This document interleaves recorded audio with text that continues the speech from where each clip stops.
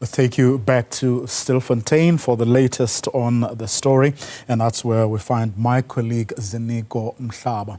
Take us through what has been happening, Ziniko, since we last spoke about an hour ago or so.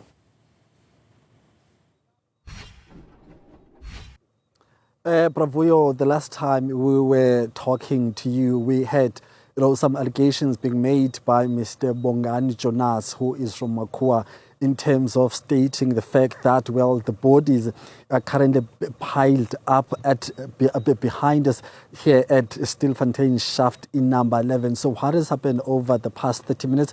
We've seen about 5 forensic vehicles going into the scene, and of course those were with had Northwest Province registration number, so that then tells us that it's forensic services from within the province, as we had heard speculation that the authorities were in conversation with Gauteng counterparts as far as trying to request some additional powers to assist when it comes to the transportation and the storing of the bodies which have been retrieved over the past few hours. So I can confirm that more vehicles have been deployed to shaft number 11. They're all coming from the Northwest Province. So we are not sure, however, Bravia, whether the number of bodies will be able to be transported, will be able, or these vehicles will be sufficient to take care of the bodies which already been retrieved and allegedly piled up there at shaft in number 11. So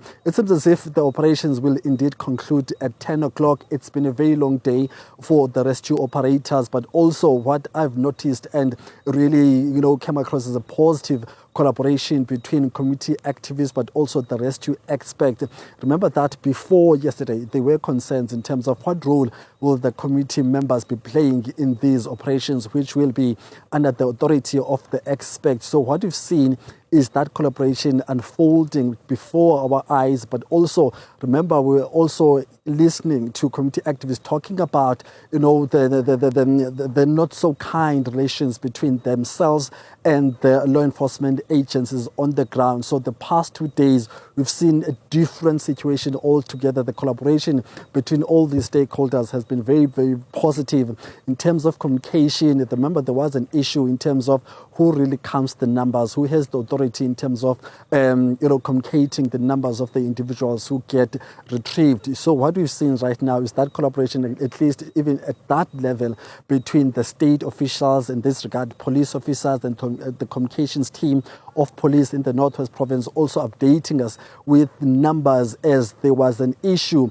before 5 p.m. in terms of accessing the numbers. So that collaboration continues, and then we'll get more clarity in terms of what will be the end result as far as the statistics today at about 10:30 this evening. We know that the operations will start at 10 o'clock, but in terms of the overall numbers for the day, we'll get those numbers at about 10:30 from the South African Police Service Communications Department here in the Northwest Province. However, community activists remain on site. There were those 2 individuals, Brafuyo, who have been going up and down with that crane since 7 o'clock. They are still in those operations. So maybe we'll try to get a recorded interview with them just to catch up how the day has been. One of the activists spoke to said that, well, as much as those 2 individuals volunteered themselves, they are human beings, and of course they will need to organize some counseling services for them post these rescue operations. And of course, I spoke to one of them just before they went into the shaft in the morning. He had said that he struggled to sleep at night. He had to take some pills and some substances for him to sleep so that he does not recall all the events that he had seen yesterday. So we'll see then whether today is a bit different, and then maybe my colleagues tomorrow can catch up with him just to get a sense of how he has been coping. So that's how the situation has been so far.